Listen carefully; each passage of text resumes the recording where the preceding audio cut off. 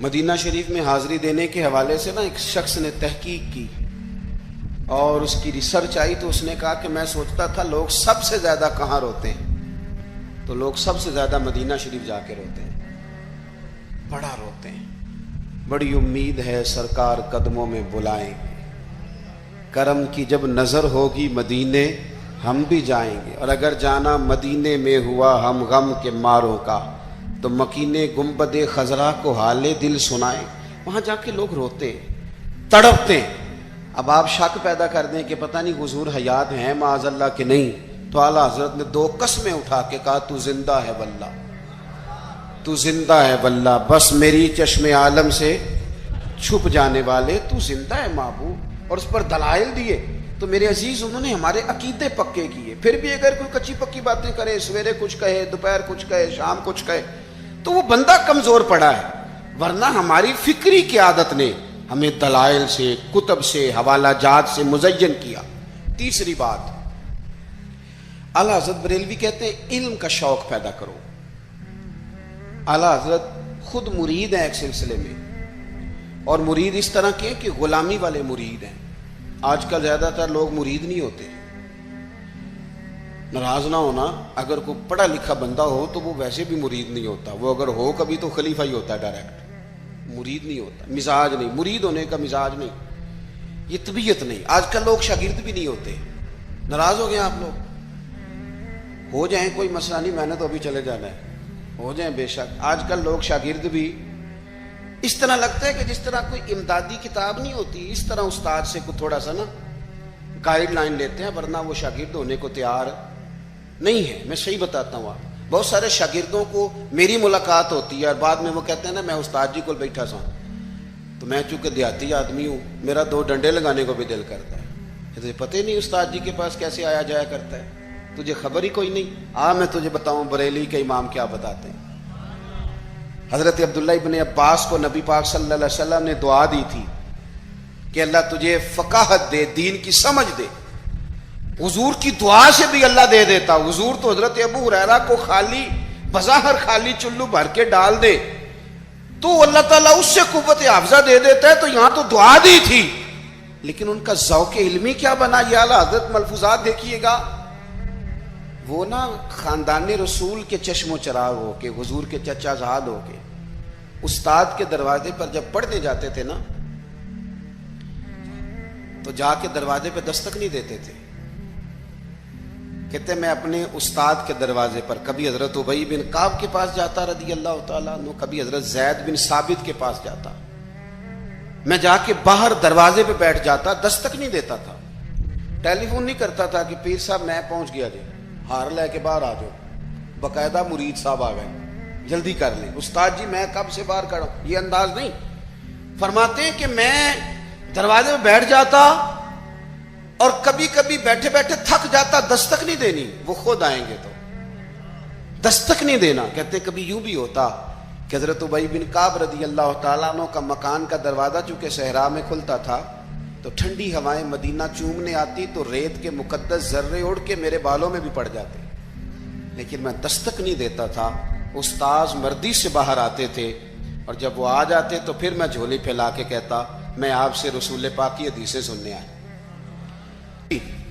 اعلیٰ حضرت فرماتے ایک دن گھوڑے پہ بیٹھ کے حضرت زید بن ثابت آ رہے تھے تو ضرورت کوئی نہیں تھی کیونکہ انہوں نے لگام تھامی ہے، گھوڑا چل رہا ہے، لیکن یہ بتانے کے لیے کہ میں شاگرد ہوں، یہ بتانے۔ میں کبھی اتنا مصروف نہیں تھا زندگی میں جب آج کل اتنا مصروف ہوا ہوں۔ کل میں نے ظہر کے بعد اسلام آباد سے کوئی 1 گھنٹہ اوپر پہاڑیوں پہ تھا میں، اور آج میں ظہر کے بعد آپ کے پاس ہوں، ابھی مجھے گوجرا جانا ہے اور پھر رات کو وہاں سے واپس لوٹنا ہے، اور کل ظہر کے بعد مجھے خانے وال پہنچنا ہے۔ کئی دفعہ ایک پیر اٹھاتا ہوں تو اٹھایا نہیں جاتا، گاڑی میں بیٹھے بیٹھے حد ہو جاتی، اور اس کے باوجود لوگ روزانہ 25-30 لوگ ہم سے ناراض ہوتے ہیں کہ ان وڈے ہو گئے وہ ٹائم ہی نہیں دیندے، اس کے باوجود یہ حال۔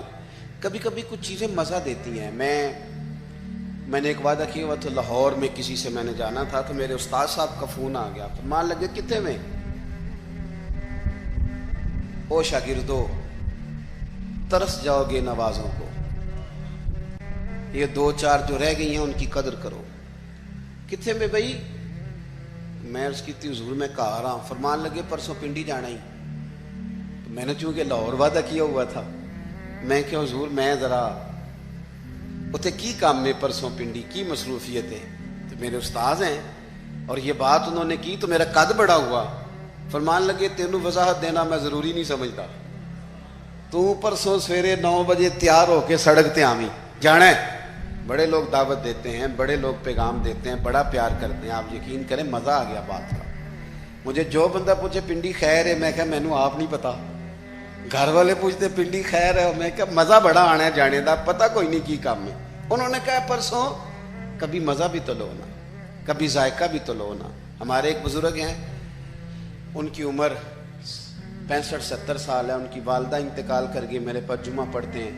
تو میں ان کے گھر تعزیت کے لیے گیا تو ان کے بچے کہنے لگے کہ ہماری دادی کی عمر 100 سال سے زیادہ تھی پر ابا چوپی نہیں کرتے, ہر وقت روتے ہیں. ان کو کہیں کہ حوصلہ کریں. تو میں نے ان سے کہا کہ بھئی آپ بچے کیا تو ٹھیک ہی رہے ہیں کہ آپ خود 65-70 سال کے ہیں اور آپ کے بچے بڑے ہیں اور شادی شدہ ہیں, تو آپ. انہوں نے بڑی شاندار بات کی. کہنے لگے پیر صاحب اماں جدوں دی گئی ہے میں وڈیرا ہو گیا, میرے بال چٹے نے, میرے 2 پوتے نے, 3 نواسے نے, لیکن جدوں میں گھر آਉਂدا سا تے اماں کہندی سی منڈیا آ گیا ہے, روٹی لاؤ نا منڈے لئی.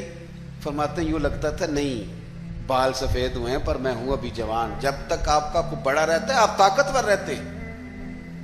خود بخود اپنے آپ کو بڑا کرنے کی کوشش نہ کریں, کسی کو بڑا مانے, طاقتور رہیں گے, جان رہے گی, آپ کی پشت پہ کوئی کھڑا رہے. اور اگر نکل جاؤ گے چھتڑی سے تو طلباء کرام یاد رکھنا کمزور پڑ جاؤ گے. اگر پشت پہ کوئی ہوتا ہے تو بندہ طاقتور ہوتا ہے. ضرورت نہیں تھی حضرت زید بن ثابت رضی اللہ تعالیٰ عنہ کے گھوڑے کی لگام تھامنے کی, پر اعلیٰ حضرت فرماتے ہیں کہ آگے دوڑ کے, حضرت عبداللہ ابن عباس نے دیکھا نا میرے استاد آگے, دوڑ کے جا کے گھوڑے کی لگام پکڑی. تو حضرت زید بن ثابت کہنے لگے ہو میرے نبی کریم علیہ السلام کے چچا کے بیٹے یہ آپ کیا کر رہے ہیں؟ تو کہنے لگے ہمیں بتایا گیا ہے. لفظ دیکھنا ملفوظات شریف میں اعلیٰ حضرت نے لکھے, ہمیں بتایا گیا ہے کہ علماء کا احترام کرنا. جب انہوں نے یہ کہا تو حضرت زید بن ثابت گھوڑے سے نیچے اتر آئے, اور نیچے اتر کے حضرت عبداللہ ابن عباس ان کے شاگرد تھے, ان کے ہاتھ چوم لیے.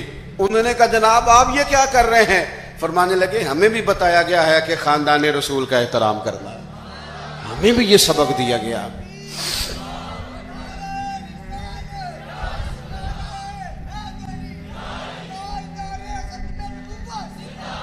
تو ذوق, علمی ذوق پیدا کریں, ادب والا ذوق پیدا کریں, اور علم سیکھیں تو عمل کرنے کے لیے, صرف تقریر کے لیے, بحث کے لیے, کل کو ڈگری لینے کے لیے نہیں. آپ علم اس لیے سیکھیں, جب نا علم خالی تقریر بن جاتا ہے نا, اور علم خالی تدریس بن جاتا ہے, پھر وہ اس طرح کا بھی بعض اوقات معاملہ بنتا ہے کہ عارف رومی کہتے ہیں کہ اگر تو صرف لفظ تجھے یاد ہے اور تو عمل نہیں نہ کرتا تو یہ لفظ تو طوطے کو بھی رٹا دیا جائیں گا تو وہ بھی رٹ لے گا, تیرا اور اس کا کیا فرق ہوگا؟ جب تک آپ عمل نہیں کرتے علم پر, جب تک اس کو عمل کے حصول کے لیے حاصل کرے. خالی میں درویش کو پڑھ رہا تھا, ان کے خلیفہ صاحب نے خط لکھا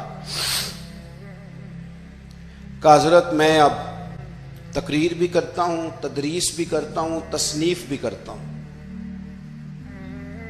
تو انہوں نے جواب میں شاباشی نہیں دی بلکہ فرمانے لگے بیٹا یہ تو کام تم لوگوں کے لیے کرتے ہو, اپنے لیے کیا کرتے ہو؟ سحری کے وقت اٹھ جاتے ہو نفل پڑھنے کے لیے, تلاوت قرآن روز ہوتی ہے, سجدے کا ذوق حاصل ہے, درود و سلام کی طبیعت ہے, یہ تو لوگوں کے لیے کام ہے نا سارے. بڑی اچھی بات ہے, دین کی خدمت کرتے ہو, پر اپنا بھی تو بتاؤ نا.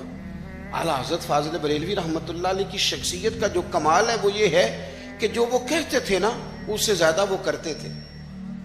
ان کی طبیعت تھی, وہ کرتے تھے. آپ جب تک اپنی زندگی میں عمل کو نہیں لے کے آتے, داتا صاحب رحمۃ اللہ علیہ کسی فرماتے کہ مجھ سے کسی نے پوچھا ہے کہ کوئی چلہ بتائیں. یہ لوگ سلوک سے وابستہ ہوتے ہیں نا, یہ پوچھتے ہیں چلہ کرنا ہے, وظیفہ کرنا ہے. ان کا خیال ہوتا ہے کہ 40 دن پیر صاحب ٹھنڈے پانی میں کھڑا کر دیں گے تو پھر میرے ہاتھ شاید کو 4 جن لگ جائیں. تو کہتے ہیں لوگ پوچھتے ہیں چلا وظیفہ, تو آپ فرماتے ہیں میری نظر میں سب سے بڑا مجاہدہ چلا جہاد علم حاصل کرنا اور اس پر عمل کرنا, اس سے بڑا چلا کوئی نہیں. یہ چلا لگائیں آپ کریں, عمل والی زندگی گزاریں, بدعملی والی, جتنا سیکھیں اس پر عمل کریں. ہمارے ہاں ہم محافل میں جاتے ہیں تو لوگ کہتے ہیں جی آپ 30 منٹ تقریر کرتے ہیں, 1 گھنٹہ سننی ہے. تو میں کہتا ہوں پچھلی 30 منٹ والی پہ عمل ہو گیا ہے, اور ہو گیا تو چلو اور کر لیتے ہیں.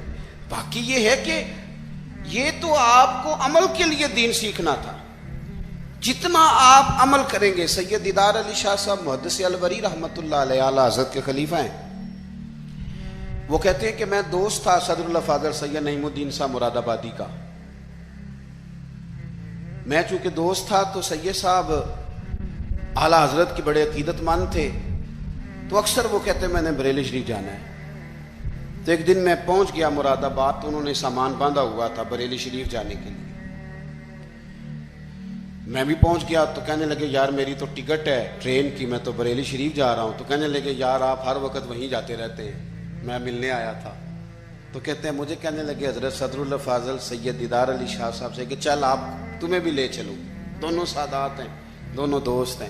کہنے لگے میں نے نہیں جانا, سنا ہے وہ طبیعت کے ذات کے پٹھان ہیں تو طبیعت کے سخت ہیں, میں نہیں جاتا. کہتے ہیں انہوں نے میرا ذہن بھی بنایا, کوشش بھی کی, ذہن سازی کی. خیر میں تیار ہو گیا. جب ہم بریلی شریف پہنچے تو عصر کی نماز کی آخری رکعت چل رہی تھی. تو فاضل بریلوی کی طرف اشارہ کر کے کہنے لگے وہ دیکھو اعلیٰ حضرت بھی صف میں ہیں. تو مجھے کہنے لگے میرا وضو ہے. صدر اللہ فاضل بھی نماز میں شامل ہو گئے, میں نے وضو کرنا تھا. کنویں پہ ایک طالب علم مدرسے کا پانی نکالے وضو کے لیے تیار تھا. میں نے جلدی سے پانی آگے بڑھ کے لیا. تو مجھے کہنے لگا بابا جی پہلے پوچھ تو لیں. تو میں نے کہا شاید کسی طالب علم کی ڈیوٹی ہے, کیونکہ آپ کو پتہ ہے اللہ خیر کرے کچھ لوگوں نے مدرسے بنائے ہی اس لیے ہیں کہ طالب علم نوکری کریں گے. اللہ اکبر, اتنا کام کرایا جاتا ہے معاذ اللہ. اگر ان سے کہا جائے کہ آپ کا شہزادہ نور بھی باہر نکلے. میں نے تو اب دوستوں سے کہا تقوی کا معیار بھی بدل دو.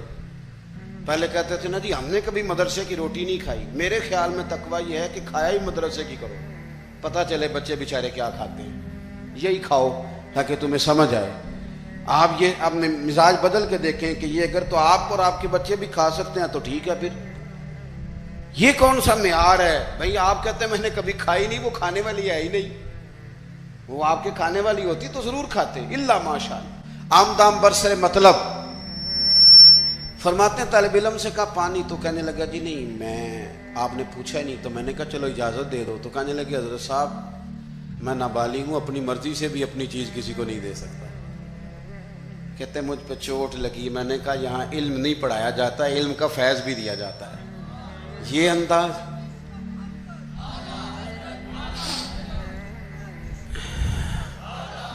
سنیں گے جی آپ. کہتے ہیں میں وضو کیا جب تک نماز مکمل ہو گئی. چونکہ حضرت صدر اللہ فاضل تو ابھی نماز میں 3 رکعتیں پڑھنی تھی. تو اعلیٰ حضرت بریلوی مسجد کی سیڑھیاں اتر رہے تھے تو میں چڑھ رہا تھا. اعلیٰ حضرت کو اللہ نے کوئی کمال دیا تھا کہ وہ چہرہ دیکھ کے بتا دیتے تھے کہ بندہ سید ہے. چہرہ دیکھ اللہ نے انہیں یہ انشراح صدر عطا فرمایا. کہتے ہیں پہلے تو انہوں نے نا میرے ہاتھ ہی چوم لیے, بات ہی رنگ ہی اور پکڑ گئی, اثر ہی بڑا ہوا. تو میں نے پوچھا طبیعت کیسی ہے؟ تو کہنے لگے مولانا طبیعت کا کیا بتاؤں, ذات کا پٹھان ہوں, طبیعت ذرا سختی ہے. چونکہ پٹھان ہوں تو طبیعت ذرا میری سختی ہے. کہتے ہیں میں سمجھ گیا. بس پھر حضرت صدر اللہ فاضل اگلی صبح کہنے لگے چلیں. میں نے کہا آپ نے جانا ہے تو جائیں. میں جب تک دور تھا بات اور تھی, اب تو حضور میں ہوں, اب تو بات اور ہے. تو میرے بھائی علم کا فیضان ہو, اس پر عمل ہو. آخری بات جو آپ کی خدمت میں عرض کرنی ہے بڑے درد کے ساتھ, وہ یہ ہے کہ ہمارے جتنے بزرگ تھے نا, صوفیاء تھے, اللہ والے تھے, ان کے دلوں میں نا دوسروں کے لیے بڑا درد رہتا تھا. ہماری طبیعتوں میں نا خود غرضی پورے عروج پہ آئی ہے. دوسروں کے بارے میں ان کی طبیعتیں, جتنے بھی کام کرتے تھے امت کی ملت کی خیر خواہی کے لیے کرتے تھے. ہم الا ماشاءاللہ جو قدم اٹھاتے ہیں تو وہ اپنا نفع نقصان دیکھ کے اٹھاتے ہیں. جب تک آپ کے دل دوسروں کے حق میں نرم نہیں ہوتے. غریب آدمی جو ہوتا ہے نا یہ سیانا نہیں ہوتا. غربت نے میرے بچوں کو تہذیب سکھا دی. اب سہمے ہوئے رہتے ہیں, شرارت نہیں کرتے. غریب سیانا نہیں ہوتا. کیوں؟ کہ مہنگا موبائل نہ ہو تو چلانا بھی نہیں آتا, تو بندہ کیسے سیانا ہوگا؟ وہ اس لیے سیانا نہیں ہوتا کہ کار نہ ہو گھر میں تو اس کا دروازہ بند کرنا بھی بندے کو نہیں آتا. غریب سمجھدار نہیں ہوتے, اور اگر وہ سمجھدار ہوتے تو پھر وہ